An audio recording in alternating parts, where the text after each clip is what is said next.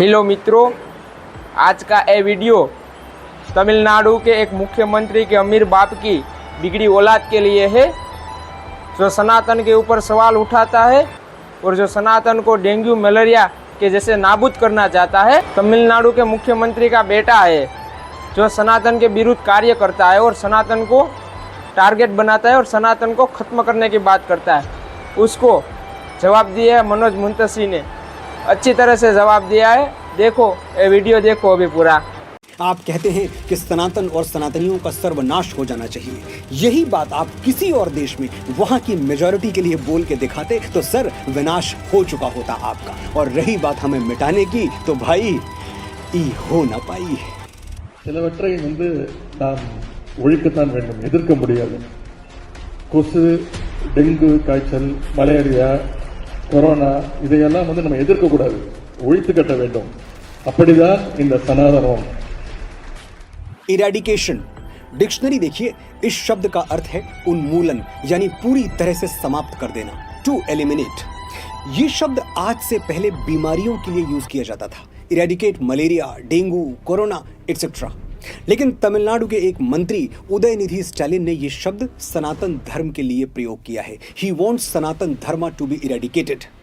आदरणीय स्टालिन जी, आपकी राजनीति और आपके पंथ में मुझे कोई दिलचस्पी नहीं है, लेकिन कल आपने सनातन के विरुद्ध जो बातें कहीं उनका जवाब देना मैं जरूरी समझता हूं।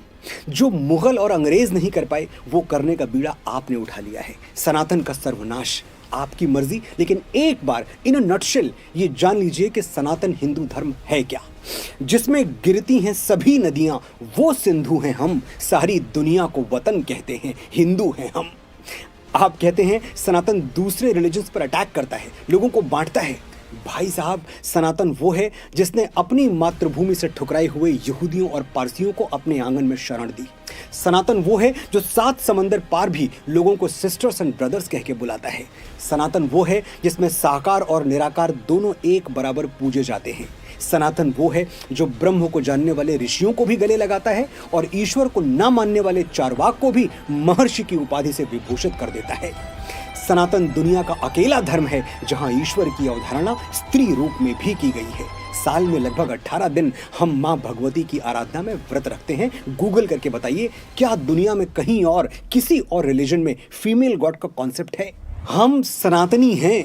हमने दान दिया तो हम राजा हरिश्चंद्र और महारथी कर्ण हो गए। हमने ज्ञानार्जन किया तो महात्मा बुद्ध और भगवान महावीर कहलाए।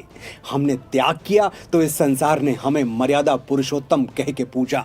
लेकिन हमारी संस्कृति का अपमान हुआ तो हमें शिखा खोलते हुए भी देर नहीं लगी।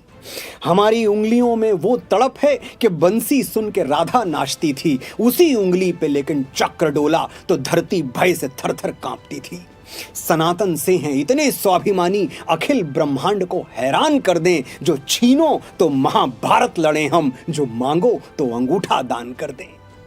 और आप तो जीसस को मानते हैं ना, खुद को प्राउड क्रिश्चियन कहते हैं, तो चलिए जीसस की बात करते हैं। न्यू टेस्टामेंट में इसका कोई उल्लेख नहीं है कि जीसस 13 से 29 साल के बीच कहां थे। ईसाई परंपरा में इस टाइम पीरियड को साइलेंट ईयर, लॉस्ट ईयर या मिसिंग ईयर कहा जाता है। रिसर्चर्स मानते हैं कि इन सालों में जीसस भारत में थे और बौद्ध भिक्षु के रूप में सनातन का ज्ञान ले रहे थे। जीसस को जीसस क्राइस्ट बनाने वाली मिट्टी इसी भारतवर्ष की थी, ऐसा कहा जा सकता है। अब गीता और रामायण तो आप पढ़ेंगे नहीं, लेकिन बाइबल तो पढ़ लीजिए। उसके कई प्रिंसिपल्स सीधे सनातन से मेल खाते हैं। For example, sin and redemption आप कहते हैं, हम बहुत पहले से पाप और प्रायश्चित कहते आ रहे हैं। एक ईश्वर का कॉन्सेप्ट जिस पर क्रिश्चियनिटी टिकी हुई है वो भी सनातन से ही आता है। ऋग्वेद कहता है एकम सद विप्रह बहुधा वदन्ति। प्रेम, प्रार्थना, उपवास और सेवा, ये सभी सिद्धांत जिन पर जीसस ने जोर दिया, सबसे पहले ये सिद्धांत सनातन धर्म ने ही सिखाए थे। जीसस को सनातन से कोई प्रॉब्लम नहीं थी, लेकिन आपको है। आप कहते हैं कि सनातन और सनातनियों का सर्वनाश हो जाना चाहिए। यही बात आप किसी और देश में वहां की मेजॉरिटी के लिए बोल के दिखाते तो सर विनाश हो चुका होता आपका। लेकिन हम सनातनी क्षमा में विश्वास रखते हैं, हम आपको भी क्षमा करते हैं। और रही बात हमें मिटाने की तो भाई ई हो ना पाई।